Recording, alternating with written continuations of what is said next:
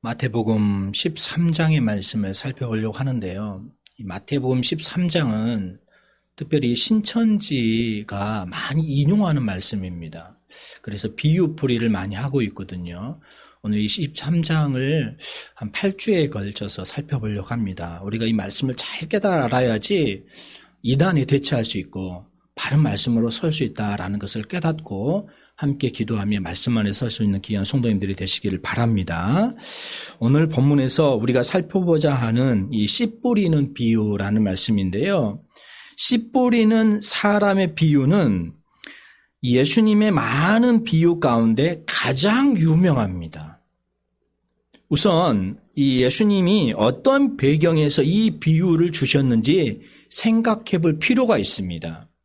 우리가 잘 아는 대로 신약성경 속에는 4권의 복음서가 있습니다. 마태복음, 마가복음, 누가복음, 요한복음. 우리 가리켜서 4복음서 이렇게 말하죠. 이 복음서들은 모두가 예수님의 일생을 다루고 있지만 각 복음서마다 나름대로의 특징이 있습니다. 보는 관점이 있다는 것이지요. 예컨대 마태복음은 예수님을 왕으로 묘사합니다. 반대로 마가복음은 예수님을 섬기는 종으로 묘사합니다. 마가복음은 제일 짧습니다.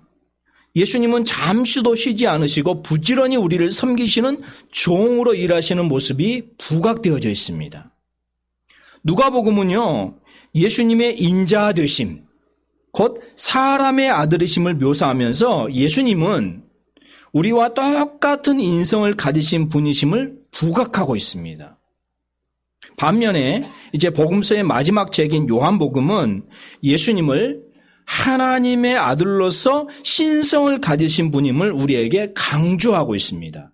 그러니까 4복음서이지만 같은 복음서인데 조금 저자의 관점에 따라서 각각 다른 모습으로 이렇게 쓰고 있다라는 것을 우리가 알 수가 있지요. 그렇다면 이제 오늘 본문이 기록되어 있는 마태복음을 먼저 살펴보려고 하는데, 마태복음은 예수님을 왕으로 묘사했다 이렇게 말씀을 했잖아요. 우리가 마태복음을 읽어보면 이 사실을 쉽게 이해할 수 있는데, 먼저 마태복음 1장 한번 보실까요? 마태복음 1장. 마태복음 1장을 보니까 예수님의 족보를 통해서 예수님의 왕 되심을 설명하고 있지요. 자, 마태복음 1장 1절 함께 봉독합니다. 아브라함과 다윗의 자손 예수 그리스도의 계보라. 여기 계보라는 말은 족보다라는 뜻이지요. 그래서 이 족보에 대해서 1장에서는 계속해서 말씀을 하고 있습니다. 그러니까 마태는 예수님의 족보를 통해서 가장 먼저 예수 그리스도는 다윗의 자손으로서 다윗의 왕권을 그대로 이어받으신 분임을 설명하고 있다는 것이지요. 그리고 나서 2장으로 옵니다. 이제 2장을 보니까 예수님은 동방박사들의 증언을 통해서 왕 되심을 입증하고 있지요. 그러니까 동방박사들은 예루살렘에 이르러서 뭐라고 부르냐 보니까 2장 2절 말씀 보실까요? 2장 2절 읽습니다. 유대인의 왕으로 나신 이가 어디 계시냐? 우리가 동방에서 그의 별을 보고 그에게 경배하러 왔노라 하니. 그러니까 지금 동방박사들의 말 그대로 예수님께서는 유대인의 왕으로 태어나신 분이시다라는 것이지요. 자, 그리고 또 3장으로 가보겠습니다. 3장에 보면 이제 세례 요한의 증언이 나옵니다. 여러분, 세례 요한이 누구입니까? 왕 앞에 가서 왕의 길을 예비하는 선구자였습니다. 그러면서 세례 요한은 광야에서 이렇게 외쳤지요. 3장 2절 말씀 함께 봉독합니다. 회개하라, 천국이 가까웠느니라 하였으니. 다시 말해서 예수님은 왕으로서 이 땅에 그의 나라인 천국을 구현하시기 위해서 오신 분이다라는 것이지요. 또 4장에서는요. 예수님이 사탄의 시험을 이기신 장면이 나옵니다. 왕 되신 예수님께서 사탄의 권세를 이기심으로 말미암아서 자신이 참되신 왕이심을 입증해 주고 있는 말씀이지요. 자, 그 다음에 나오는 이제 마태복음 5장 그리고 6장, 7장, 우리가 5장, 6장, 7장을 가리켜서 우리가 일명 예수님의 산상수훈 이렇게 말합니다. 산상복음 이렇게 말하면서 예수님께서 말씀하셨던 그 내용들을 우리가 너무 잘 알고 있습니다. 왕 되신 예수님이 그 나라 백성에게 삶의 원리를 가르쳐 주신 것이 바로 산상수훈입니다. 그러니까 예수님은 권세 있는 왕으로서 가르치심을 우리에게 주셨다는 거지요. 자, 그리고 그 뒤에 나오는 3장, 이제 8장, 9장, 10장을 보니까 예수님이 이 땅에서 행하신 많은 기적들을 말씀하고 있어요. 이적이죠. 먼저는 8장에서 보면은 많은 이 각종 병든 고쳐주시죠. 죽은 자도 살리십니다. 귀신을 내쫓습니다. 바람과 바다도 잔잔하게 하십니다. 말하자면 예수님은 자신이 가지고 있는 이 초자연적인 능력을 통해서 왕 되신 것을 몸소 보여주셨다라는 거지요. 그런데 이제 10장을 지나서 이제 11장에 들어서면서 좀 분위기가 완전히 좀 달라지게 되어집니다. 틀림없이 예수님은 자신의 가르치심과 베푸신 능력을 통해서 왕 되신 것을 보여주셨잖아요. 그럼에도 불구하고 사람들은 예수님이 왕 되심을 영접하지 않는 사람들이 있었다는 거예요. 오히려 예수님을 배척하는 사람들이 있었습니다. 결국 예수님은 그들을 향하여서 단호하게 책망하시지요. 자, 11장 21절부터 보실까요? 21절부터 23절, 20절부터 읽겠습니다. 20절부터 23절 읽겠습니다. 예수께서 권능을 가장 많이 행하신 거울들이 회개하지 아니하므로 그때에 책망하시되 화이실진저 고라시나 화이실진저 베세다야 너희에게 행한 모든 권능을 두로와 시돈에서 행하였더라면 그들이 벌써 베옷을 입고 제에 앉아 회개하였으리라. 내가 너희에게 이르노니 심판날에 두로와 시돈이 너희보다 견디기 쉬우리라. 가버나움아 내가 하늘에까지 높아지겠느냐 음부에까지 낮아지리라. 내가 행한 모든 권능을 소돔에서 행하였더라면 그 성이 오늘까지 있었으리라. 예수님의 그런 마음, 심정을 우리가 이 말씀을 통해서 알 수가 있지요. 거울들, 새 거울이 특별히 나오고 있는 것을 볼 수 있잖아요. 왕 되신 예수님을 영접하지 않은 사람들을 예수님은 단호하게 지금 책망하고 계신다는 거지요. 그러나 예수님은 이 책망 가운데서도 긍휼을 잃지 않으셨습니다. 자기 백성들 향해서 계속해서 초청의 말씀을 주시고 계신다는 거예요. 자, 11장 28절부터 30절 읽겠습니다. 함께 읽겠습니다. 수고하고 무거운 짐진 자들아 다 내게로 오라. 내가 너희를 쉬게 하리라. 나는 마음이 온유하고 겸손하니 나의 멍에를 메고 내게 배우라. 그리하면 너희 마음이 쉼을 얻으리니 이는 내 멍에는 쉽고 내 짐은 가벼움이라 하시니라. 그렇습니다. 그러면서 이제 11장까지 왔는데 이제 12장을 보니까 예수님에 대한 배척이 절정에 이르고 있습니다. 그래서 바리새인은 그 당시에 종교적인 지도자들이었지요. 그들은 예수님을 가리켜서 귀신의 왕 바알세불을 힘내려 왔다. 악령이 들린 사람이다 라고까지 비난을 합니다. 결과적으로 그들은 성령의 역사를 거부했지요. 그런 연고로 12장 32절 말씀 보실까요? 12장 32절 읽습니다. 또 누구든지 말로 인자를 거역하면 사하심을 얻되 누구든지 말로 성령을 거역하면 이 세상과 오는 세상에서도 사하심을 얻지 못하리라. 세상과 오는 세상도 사하심을 얻지 못하게 되는 불쌍한 사람들이 되고 말았다는 거예요. 이런 와중에도 예수님은 계속해서 자기 백성들을 향해서 초청의 말씀을 하십니다. 자, 50절 말씀 보실까요? 12장 50절 읽겠습니다. 누구든지 하늘에 계신 내 아버지의 뜻대로 하는 자가 내 형제요 자매요 어머니이니라 하시더라. 여러분, 하늘에 계신 아버지의 뜻이 무엇일까요? 우리가 주기도문에서도 그러잖아요. 하늘에 계신 우리 아버지여 라고 이렇게 말하잖아요. 변화선상에서 구름에 둘러싸인 제자들을 향해서 하나님은 무엇라고 말씀하시냐 보니까요. 17장 한번 보실까요? 17장, 마태복음 17장 5절 말씀 보세요. 마태복음 17장 5절 읽겠습니다.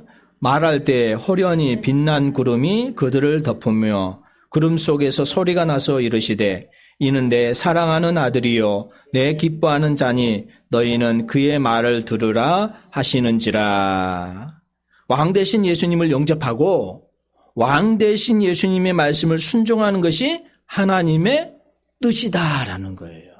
말씀을 순종하는 거예요. 그러면 여기서 우리가 이와 같은 의문이 생기죠. 지금 예수님은 가르치심이나 그의 능력으로 보아서 마태복음에서 말씀하고 있는 왕으로 오신 분이 틀림이 없잖아요. 그런데 어떻게 사람들은 왕 대신 예수님을 영접하지 아니하고 지금 배척하고 있느냐는 거예요. 이 질문에 대한 해답을 주시기 위해서 오늘 본문을 기록하고 있습니다.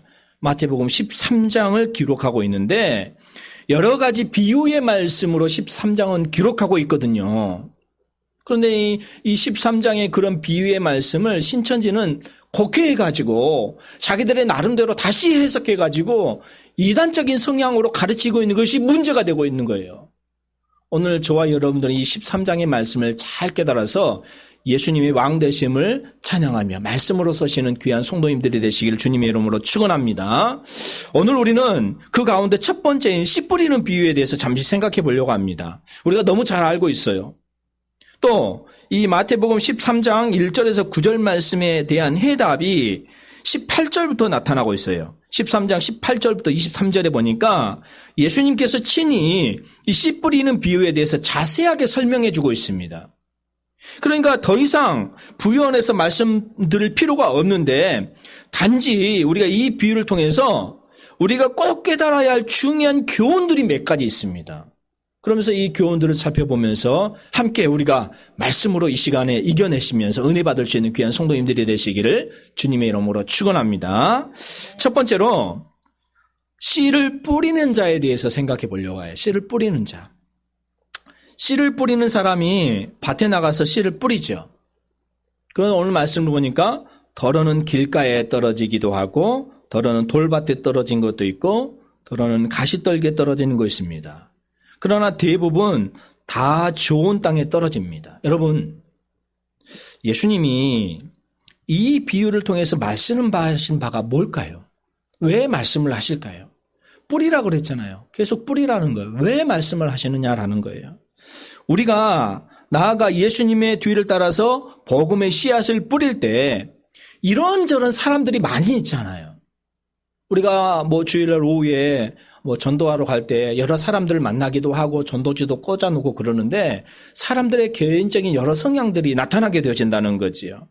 그러면서 오늘 말씀을 보니까 길가처럼 마음의 문을 닫아놓고 아예 복음을 듣지 않으려고 하는 사람들이 있습니다. 또 돌밭처럼 흙이 얕아서 그저 말씀을 듣는 척만 하는 사람들이 있습니다. 또 경우에 따라서는 하나님의 나라에 대한 일보다는 세상 일에 관심이 많고 하나님을 사랑하기보다는 세상을 사랑하는 그런 마음이 더 커가지고 믿음이 깊이 박지 못하는 가시떨기에 떨어진 씨앗 같은 사람들이 있다는 것이지요. 그러나 의외로 우리 주변에는 옥토가 많이 있다는 것입니다. 여러분, 씨 뿌리는 사람에게서 가장 중요한 것이 뭘까요? 씨 뿌리는 사람. 그 사람의 능력입니까? 재능입니까? 말 잘하는 것입니까? 웅변하는 것입니까? 아닙니다. 씨 뿌리는 사람은 그저 뿌리기만 하면 되는 거예요. 이런 사람, 저런 사람 때문에 낙심하지 말고 부지런히 나가서 뿌리기만 하면 되는 것입니다. 이것이 우리의 책임이다라는 거예요. 그런데 어린아이가 농부인 아버지의 뒤를 따라서 밭에 나가서 씨를 뿌린다고 한번 가정해 보십시오. 물론 이 아이는 아버지처럼 씨를 잘 뿌릴 수는 없습니다. 정확하게 뿌리지도 못합니다. 서투를 수도 있습니다. 그러나 누가 뿌렸든지 간에 옥토에 떨어지기만 하면 똑같이 풍성한 열매를 맺게 되어진다는 거죠. 지금 예수님이 씨 뿌리는 비유를 통해서 우리에게 말씀하신 바가 바로 이 점입니다. 나가서 뿌리기만 하라는 거예요. 그러면 우리의 책임은 다 하는 것입니다. 우리 주변에 의외로 옥토가 많이 있어요. 비록 서툴고 정확하지는 못한다 할지라도 그 말씀을 듣고서 옥토에 뿌려진 씨앗은 아름답게 싹을 트고 풍성한 열매를 맺게 되어질 줄 믿습니다. 사도 바울이 고린도 교회를 향하여서 말씀하신 바가 있잖아요. 한번 찾아볼까요? 고린도전서 3장 한번 보시겠습니다. 고린도전서 3장 6절 7절 한번 보실까요? 고린도전서 3장 6절 7절 함께 봉독합니다. 나는 심었고 아볼로는 물을 주었으되 오직 하나님께서 자라나게 하셨나니 그런즉 심는 이나 물 주는 이는 아무것도 아니로되 오직 자라나게 하시는 이는 하나님뿐이시니라. 그렇습니다. 우리의 삶 가운데 늘 뿌리고 거두시는 이는 하나님이신 줄 믿고 말씀을 뿌리고 또 말씀을 우리 마음속에 깊이 심으시는 귀한 성도님들이 되시기를 주님의 이름으로 축원합니다. 한 가지 예화를 제가 말씀을 드리면 지금부터 약 171년 전 1850년 12월 주일이었습니다. 영국의 컬체스터라는 작은 도시에 심한 눈보라가 몰아쳤습니다. 오늘날도 마찬가지고 홍수가 나고 어떤 마을에는 눈이 내리고 어떤 날은 지진이 나고 이렇게 많은 그런 기후 변화가 오늘날도 나타나고 있잖아요. 이것도 마찬가지인 것 같아요. 그런 바람에 교통이 두절되어 버렸습니다. 그 도시에는 주일마다 교회 가서 예배드리기 힘썼던 10대 한 소년이 있었어요. 그날은 교통이 마비되고 심한 눈보라 때문에 평소에 자신이 출석하던 교회에 가서 예배를 드릴 수가 없었습니다. 그래서 어쩔 수 없이 집 근처에 있는 교회에 들어갔습니다. 몇 명 되지 않는 작은 교회였어요. 저희 교회처럼. 또 그날따라 교회를 담임하고 계시는 목사님이 출타 중에서 한 성도님이 대신 강단을 맡고 있었습니다. 몇 명 안 되는 성도님들 앞에 놓고 평신도 설교자가 떨리는 목소리로 성경 말씀을 읽었는데 그 성경 말씀 구절이 이사야 45장 22절 말씀이었어요. 그 말씀이 이렇습니다. 땅의 모든 끝이여 내게로 돌이켜 구원을 받으라. 나는 하나님이라 다른 이가 없느니라. 이 말씀이었어요. 그가 이 말씀을 기초해서 더듬거리면서 목소리로 설교를 합니다. 서투른 설교였죠. 깊이가 있는 설교는 아니었습니다. 계속해서 더듬거리는 목소리로 같은 말만 반복했습니다. 그런데도 이 소년은 그 설교를 들으면서 자기 스스로 자문해 봤다 그래요. 하나님을 앙망하러 말씀하셨는데 내 아버지가 목사이고 내 할아버지가 목사이건만 나는 지금 어떤 하나님을 바라보고 있는가? 하나님을 앙망하는 자는 구원을 얻으리라 말씀하였는데 내 마음속에 과연 구원의 확신과 감격이 있는가? 아무리 생각해도 이 소년은 확신이 들지 않더라는 거예요. 괴로운 생각이 마음에 싹트기 시작했습니다. 그때였어요. 평신도 설교자가 소년을 보고 한마디 던집니다. 젊은이, 내가 보건대 당신은 매우 공고해 보이구만. 그럴수록 예수 그리스도만을 더 바라보시길 바라네. 예수만 바라보시길 바라네. 이렇게 말씀을 던져줬다는 거예요. 지극히 그 평범한 한마디 말이잖아요. 그런데 그 말이 소년의 마음속에 깊이 박혔습니다. 그의 잠자는 심령을 깨워놓기에 충분했습니다. 그는 그 말씀을 붙들고 일평생 동안 예수 그리스도만 바라보며 살기 시작했습니다. 여러분, 이 소년이 나중에 누가 된 줄 아십니까? 영국의 위대한 설교자였던 찰스 스펄전 목사님이 되었다는 거예요. 이름 없는 평신도 설교자 한마디 말씀이 그의 마음속에 박히게 되어졌을 때 그 말씀이 그를 변화시켰고 그의 일평생 좌우명이 되어서 그를 붙들어 주었다라는 것입니다. 여러분, 코로나가 지금 너무너무 또 판치고 있는 그런 시대입니다. 얼마든지 우리가 말씀으로 살아갈 수가 있는데요. 그렇지만 그 말씀 속에서 우리가 어떤 마음을 품고 있느냐가 중요한 줄 믿습니다. 제가 어떤 유튜브에서 어떤 목사님의 설교를 들었는데 요즘 기독교인들은 예배를 드리지만 머릿속으로만 예배를 믿는다는 거예요. 드린다는 거예요. 머리로만 들으면 안 돼요. 머리로 들었던 것을 가슴속으로 내려와야 돼요. 말씀이. 그래야지 우리의 삶 가운데 행동으로 나타나게 되어진다는 거예요. 우리도 마찬가지입니다. 우리는 말 주변이 없을 수도 있습니다. 남 앞에서 말하라면 부끄러움을 탈 수도 있습니다. 그러나 그것 때문에 두려워하거나 낙심하지 말라는 거지요. 우리가 할 일은 나가서 부지런히 뿌리기만 하면 되는 것입니다. 주변에 의외로 옥토가 많이 있다는 거예요. 우리가 뿌린 씨앗은 옥토에 뿌려질 때 오늘 말씀처럼 혹 100배, 혹 60배, 혹은 30배의 결실을 맺게 되어질 줄 믿습니다. 두려워하지 말고 나가서 뿌리면 된다는 거예요. 책임은 하나님이 지신다라는 것입니다. 자, 두 번째로 밭에 대해서 생각해 볼까요? 오늘 밭에 대해서 말씀하고 있는데 네 종류의 밭이 나오죠. 첫 번째 밭은 길가입니다. 여러분 길가는 어떻습니까? 오늘날 우리는 아스팔트를 많이 다니잖아요. 그래서 흙을 밟을 경우가 많이 없습니다. 그런데 예전에는 빛보장이기 때문에 흙길이잖아요. 흙은 단단합니다. 왜? 사람들이 다니기 때문에. 또 굳은 땅입니다. 이게 길가 땅인 거죠. 자, 두 번째는 돌밭입니다. 위에 흙이 얇게 깔리고 밑에는 자갈인 땅이지요. 세 번째 땅을 이 가시떨기 땅이다 이렇게 말하고죠. 가시떨기가 나 있는 땅입니다. 요즘 말로 하면 잡초가 무성하게 자라고 있는 땅이에요. 네 번째로는 좋은 땅입니다. 말 그대로 싹이 트고 줄기가 자라고 꽃을 피우고 풍성한 열매를 맺게 하는 땅입니다. 여러분, 예수님이 이 말씀을 통해서 우리에게 일깨워주는 바가 뭘까요? 우리의 마음이 어떤 종류의 밭인지 한번 생각해 보라는 거예요. 우선 한 가지 다행스러운 것은 네 종류의 땅이 모두 밭이라는 사실이죠. 자, 모든 밭이 씨앗을 받아들일 수가 있잖아요. 그런데 지금 농부가 바닷가에 가서 물 위에 씨를 뿌리는 것은 아니잖아요. 길가나 흙이 얇은 돌밭이나 가시떨기가 나 있는 땅이나 모두 밭임에는 틀림이 없습니다. 씨앗을 받아들일 수 있다는 거지요. 문제는 뭡니까? 그 밭의 상태인 거지요. 상태를 조금만 바꾸면 얼마든지 적합하게 열매를 맺을 수 있는 땅이 되어진다라는 것입니다. 우리가 예배드릴 때 그래요. 머릿속에만 있는 그런 심정으로 예배를 드리는 것이 아니라 조금만 생각을 바꿔서 오늘 하나님께서 말씀해 주시는 바가 무엇인지 깨닫고, 조금 전에 찰스 스펄주 목사님께서 예수만 바라보라, 예수만 바라보라 했을 때 그 말씀을 듣고 마음이 바뀌었던 것처럼 우리의 삶도 그런 것 같습니다. 코로나 때문에 서울은 비대면으로 또 예배를 드리게 했고, 또 그걸 못하게 한다고 해서 이렇게 법원에 했더니 이제는 조그마한 교회는 다 드릴 수 있도록 그렇게 법원에서 허락했던 그런 것들을 우리가 보게 되어집니다. 그게 문제가 아니잖아요. 어떤 상황이 있든지 간에 내가 머리로만 예배드리는 것이 아니라 마음속으로 깊이 주님의 음성을 들어가면서 예배드려야 된다는 것이죠. 그곳에 하나님의 역사가 나타나고 그것에 우리의 심정에 놀라운 말씀의 은혜가 나타나게 될 줄 믿습니다. 오늘 우리의 마음을 우리가 스스로 점검해 봐야 된다는 거예요.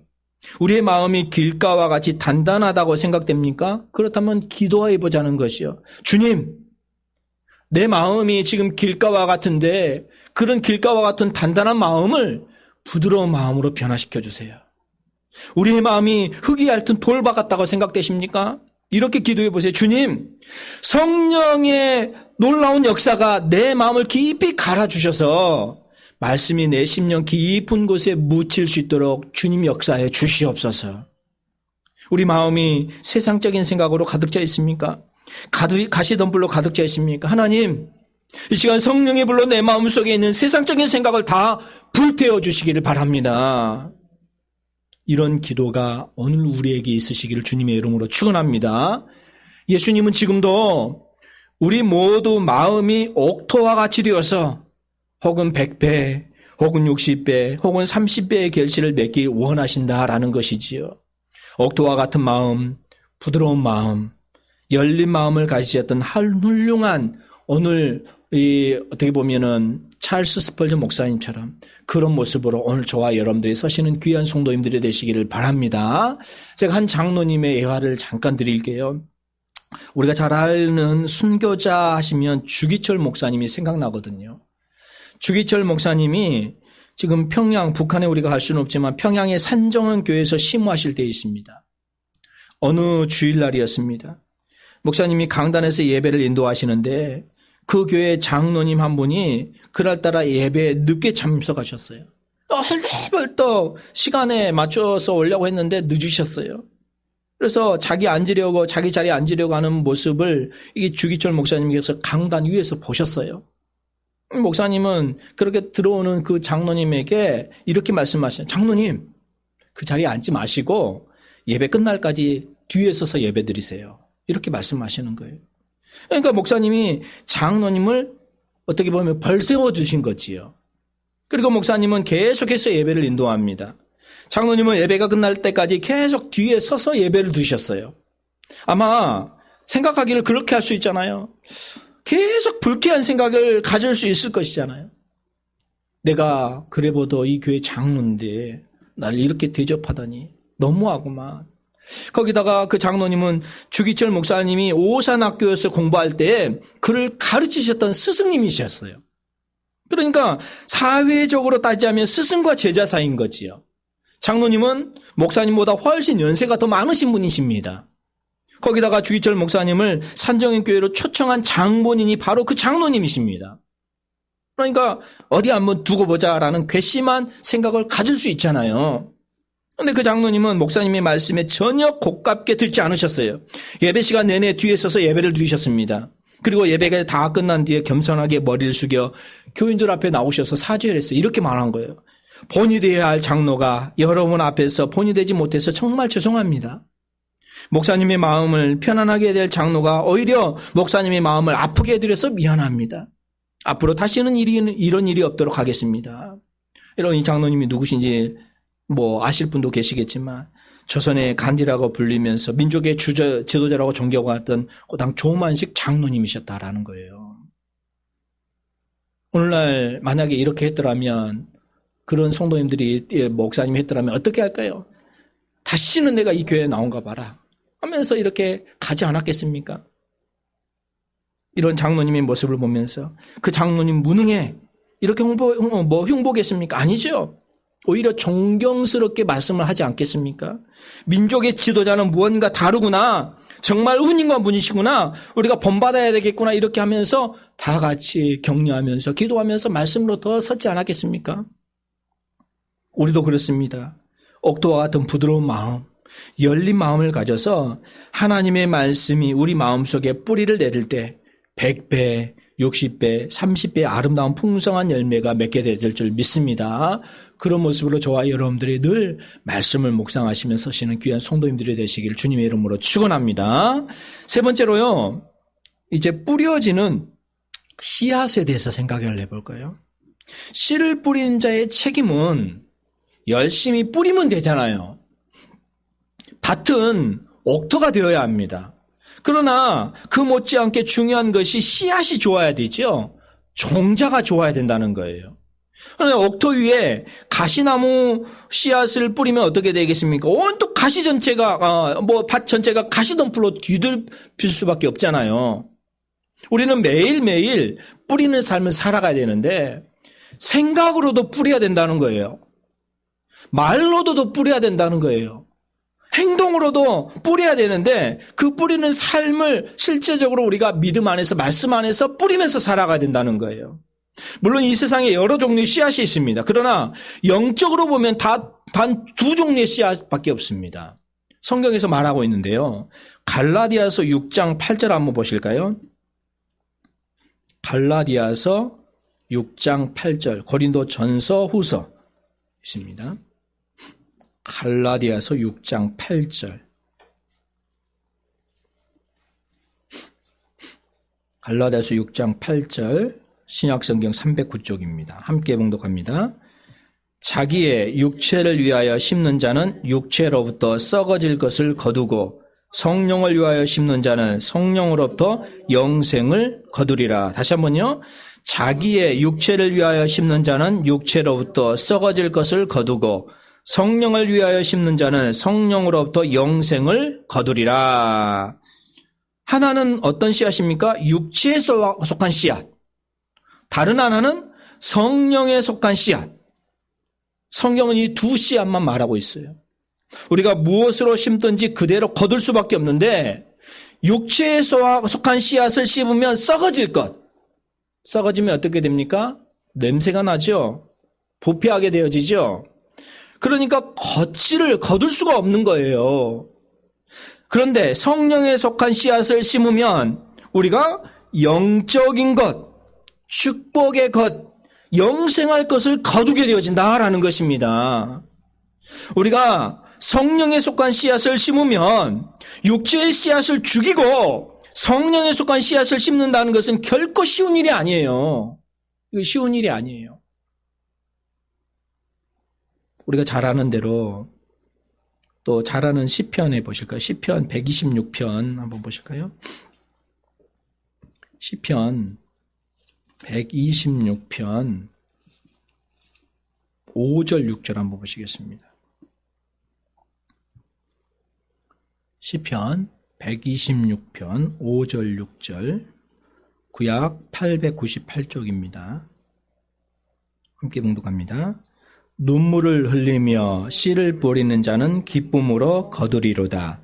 울며 씨를 뿌리러 나가는 자는 반드시 기쁨으로 그 곡식단을 가지고 돌아오리로다. 좋은 씨앗을 심어야 됩니다. 성령에 속한 씨앗을 심어야 됩니다. 그러면 때가 이르면 기쁨으로 단을 거둘 수 있게 되어진다라는 것입니다. 오늘 우리의 삶이 이런 기쁨으로 단을 거둘 수 있도록 씨를 뿌리며 심는 귀한 성도님들이 되시기를 주님의 이름으로 축원합니다. 마지막 한 가지 예화를 드리고 제가 말씀을 마치려고 합니다. 옛날 어떤 의과대 학생이었습니다. 옛날에는 너무너무 다들 가난했잖아요. 이 의과대 학생도 자기가 의사가 되고 싶은데 너무너무 가난한 거예요. 하루는 돈이 떨어져 버렸습니다. 그래서 어쩔 수 없이 자기가 평소에 아끼던 서적 몇 권을 헌책방에 팔아야 된다고 생각을 했습니다. 책을 팔아가지고 그걸로 생활하려고. 멀리 떨어진 책방까지 힘들어 걸어갔습니다. 그런데 그날따라 책방의 주인이 병들어서 문이 굳게 닫혀 있었어요. 낙심이 되어가지고 기지맥진 며칠을 좀 굶었던 것 같아요. 책을 팔려고 하니까 보니까. 어쩔 수 없이 다시 갔던 길을 터벅터벅 돌아오게 되어집니다. 어느 도중에 너무 허기가 져서 근처에 있는 집에 들어가게 되어져서 내가 냉수라도 좀 얻어먹고 쉬었다 가야 되겠다 이렇게 생각을 합니다. 물이라도 좀 먹고 배를 채우려고. 어느 집에 문을 들고 들어갑니다. 그때 마침 그 집에 들어가 보니까 어른은 없었어요. 근데 여자 하나아이가 남아가지고 집을 지키고 있는데 가난한 의대생은 그 여자아이에게 이렇게 말했어요. 아이야, 얘야, 아무거나 좋으니까 먹다 남은 음식이 있든지 다른 것 좀 나에게 좀 줄 수 있느냐. 너무너무 배가 고픈 것던 것 같아요. 여자아이가 부엌으로 들어가더니 우유 한 병과 옥수수떡 한 조각을 가지고 왔습니다. 그리고 그것을 의대생에 주면서 이렇게 말합니다. 엄마는 밖에 나가서 일하시고 저 혼자 집을 지키고 있습니다. 이걸 점심을 먹으라고 엄마가 저에게 남겨주신 것인데 괜찮으시면 이거라도 드시고 힘을 내세요. 그 아이가 그 의대생에 그걸 자기가 먹으려고 했던 것을 건네주는 거지요. 너무너무 고마웠지요. 가난한 의대생은 그것을 가지고 허기를 채웠습니다. 다 먹고 난 뒤에 그의 집 주소를 적었습니다. 어린아이의 이름과 또 그 아이의 어머니의 이름을 물어보면서 받아 적었습니다. 그로부터 여러 해가 지났습니다. 그런데 어떤 부인이 병들었습니다. 수술을 해야 됐습니다. 병원에 입원하게 됐습니다. 수술을 받았습니다. 다행스럽게도 수술이 잘 끝났어요. 건강을 회복했습니다. 부인의 딸은 어머니의 건강이 회복되었다는 것에 기뻐했습니다. 그런데 걱정이 있죠. 다 회복되는데 수술비가 엄청나게 나올 것을 생각하니까 이 딸이 마음이 불안해진 거예요. 드디어 떨리는 마음으로 병원비의 계산서를 받으려 이 원무과에 갔습니다. 근데 계산서에서 깜짝 놀랄만한 금액이 적혀 있는 거예요. 그렇게 적혀져 있는 거예요. 입원비와 수술비를 합쳐 도합 우유 한 병과 옥수수떡 한 조각임. 그리고 그 값이 다 이미 지불되었음. 이렇게 말하는 거예요. 누구였을까요? 예전에 자기에게 주었던 그 조그마한 아이가 먹으려 했던 점심을 먹었던 그 의사가, 그 사람이 의사가 돼가지고 그 병원에 수술을 했던 그 의사 선생님이었다는 거예요. 조금 전에 다 주소와 이름과 다 적어갔다 그랬잖아요. 그렇습니다. 제가 무슨 말을 하고 싶냐면요. 무엇으로 심든지 나중에 다 거두게 되어진다는 거예요. 좋은 씨앗을 심어야 됩니다. 성령에 속한 씨앗을 심어야 됩니다. 성경은 이렇게 말하고 있잖아요. 우리가 선을 행하되 낙심하지 말지니 피곤하지 아니하면 때가 이름에 다 거두리라. 이렇게 말씀하고 있다는 거예요. 적절한 때, 적절한 방법으로 하나님이 거두게 해주신다는 거예요. 우리 인간적인 생각으로 할 때는 어렵고 힘이 들고 낙심이 될 때가 있잖아요. 그렇지만 그것 바라보지 마시고 더 주님을 바라보면서 적절한 때 거두게 하시는 예수 그리스도의 말씀으로 힘을 얻으시는 귀한 성도님들이 되시기를 바랍니다. 그래서 우리가 이와 같이 기도했으면 좋겠어요. 하나님, 부지런히 열심을 가지고 씨앗을 뿌리게 해주세요. 이 시간 성령님께서 내 마음을 갈아주시길 원합니다. 내 마음이 옥토가 되게 해주시길 바랍니다. 좋은 씨앗, 성령에 속한 씨앗을 심게 해주세요. 그래서 내 삶 속에서도 매일같이 매 순간 100배의 풍성하고 아름다운 열매를 쏟아지게 그 열매가 맺게 해주세요. 라는 그런 모습으로 우리가 늘 기도해야 될 것입니다. 특별히 이 코로나 시대에 더 그래야 되지 않겠습니까? 마음이 너무너무 많이 강팍해져 있고요. 사람이 사람을 이렇게 너무너무 이렇게 대할 때 어려운 일들이 참 많이 있는 것 같아요. 저도 많이 경험을 하는데 예전에 그저께 지난 메시를 담으려고 이렇게 같이 이렇게 준비하고 있다가 우리 집사님이 도로에다가 이 설탕을 이렇게 놔뒀었어요. 설탕을 내가 보지 못하고 있다가 차를 떼려고 했는데 차를 앞으로 딱 했는데 그 설탕을 꽉 밟아버린 거예요, 제가. 그러니까 꽝 터져버리더라고요, 설탕이. 그런데 이제 다행히 땅에는 많이 안 떨어져 있었는데 그 설탕을 치우려고 이렇게 하고 있는데 차를 안 댔어요. 차를 대고 있는데 옆에 이제 지나가려고 하는 차가 팡팡 계속 누르면서 차 비켜달라는 거예요. 차 비켜달라는 거예요. 일단은 그 설탕을 치워야 되는데, 뭐 안 비켜주려고 한 것이 아니라 치워야 되는데 계속 그러면서 그냥 욕이란 욕은 다 하더라고요. 네. 그걸 보지도 않고 그런 거예요. 그러면서 내가 이것 때문에 잠깐 이렇게 있다 이렇게 말하면서 터진 것도 속상하고 그 사람이 계속 말하는 것도 속상하고 그런 거예요. 지금 마음이 너무 안 좋은 거예요. 그 순간에. 그러면서 지나가면서 하는 말이 이것 때문에 그렇습니다 이렇게 말해도 통하지는 않더라고요. 왜 막아놓고 이렇게 있느냐는 거예요. 그냥 대충 그렇게 말하는 거예요. 사람들의 마음이 좀 그러고 있다라는 것을 생각해 봅니다. 오늘 우리에게 그런 거예요. 8절에 보니까 더러는 좋은 땅에 떨어짐에 어떤 것은 100배, 어떤 것은 60배, 어떤 것은 30배의 결실을 하였느니라. 귀 있는 자는 들으라. 마태복음 13장은 비유장이라고 그랬어요. 특별히 신천지 사람들이 이 말씀을 가지고 많이 자기들 나름대로 해석해 가줍니다. 예수님께서 말씀하신 이 말씀의 뜻을 오늘 우리가 잘 알고 어딜 가든지 말씀으로 이겨내시는 귀한 성도님들이 다 되시기를 주님의 이름으로 축원합니다. 기도하겠습니다. 그러고 하신 하나님 감사합니다. 코로나가 심히 이렇게 많이 전파되어져서 정말 어려운 시대를 살아가고 있습니다. 주님 일어날 때 우리가 어떻게 해야 될까? 우리가 늘 묻고 또 기도하게 해주시고 성령님께서 행하시고자 하는 바를 우리가 마음속 깊이 깨달아서 오늘 예수님께서 말씀하셨던 그 말씀의 비유를 잘 깨닫고 우리가 실천하면서 살아갈 수 있도록 인도하여 주시옵소서. 우리는 뿌립니다. 거두게 하시는 이는 하나님이신 줄 믿습니다. 그런데 또 씨앗을 뿌릴 때 우리의 여러 가지 씨앗이 말로 행동으로 우리의 삶으로 드러나게 되어집니다. 우리 교회가 우리가 또 내가 있는 곳에서 그런 선한 영향을 끼칠 수 있는 씨를 뿌릴 수 있도록 인도하여 주시옵소서. 주님의 역사하심이 나타나는 우리 이름교회가 될 수 있도록 주님 함께하여 주시옵소서. 예배를 드릴 때 성령님께서 함께하여 주셔서 그 말씀으로 말미암아서 우리의 모든 삶이 변화되게 해주시고 그런 삶으로 하나님 앞에 영광 돌리고자 힘쓸 수 있도록 인도하여 주시옵소서. 모든 말씀을 감사를 드리오며 예수 그리스도의 이름으로 기도하옵나이다.